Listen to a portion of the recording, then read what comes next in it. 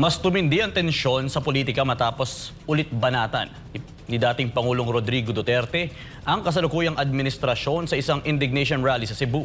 Isa sa kanyang matitinding pahayag ang posibilidad na mauwi na muli sa diktadura ang kasalukuyang pamamahala sa ilalim ni Pangulong Ferdinand Marcos Jr. Si Jane Codnita magbabalita. Noong Pebrero 22, araw ng Sabado, ginanap ang indignation rally sa Cebu bilang pagpapakita ng suporta kay Vice Presidente Sara Duterte na ngayon humaharap sa impeachment complaint.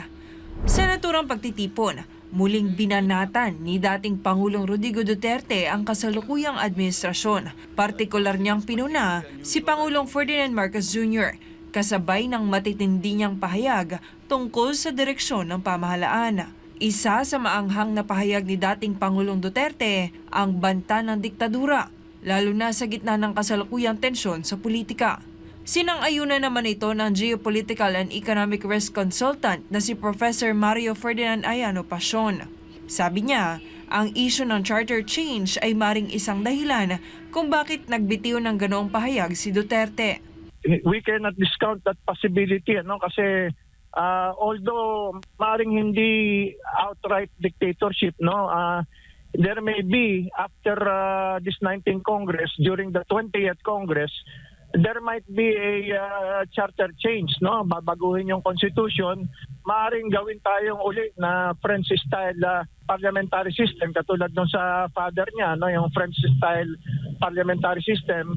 Bukod dito, binigyang diin din niya ang mga palatandaan na maaring mauwi sa diktadura ang Marcos Jr. administration, tulad ng unti-unting pagkawala ng mga plataforma ng ilang kaalyado ng Duterte administration, kabilang ang ilang vloggers na nagbibigay ng impormasyon tungkol sa pamahalaan. Nalungkot, palatandaan ng diktadurya yung pinagbabawal yung mga sa social media. Dapat kasi kahit na tawagin mo pang fake news yan o hindi totoo, merong kasabihan kasi na I may not agree with what you are saying, but I will defend to the death your right to say it.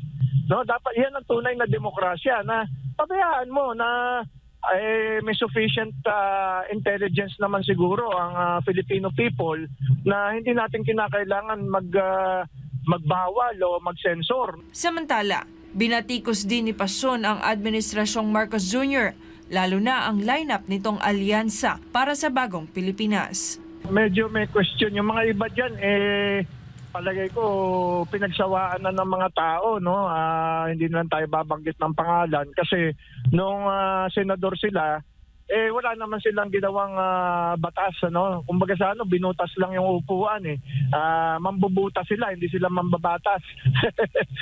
Kaya malabo na silang iboto ng taong bayan, kasi kaya kahinalal dyan para gumawa ng batas, hindi para mambutas ng upuan, na hindi ka na tumatayo, nabutas na yung upuan mo, hindi ka napaparticipate sa mga debate, mahirap po yan.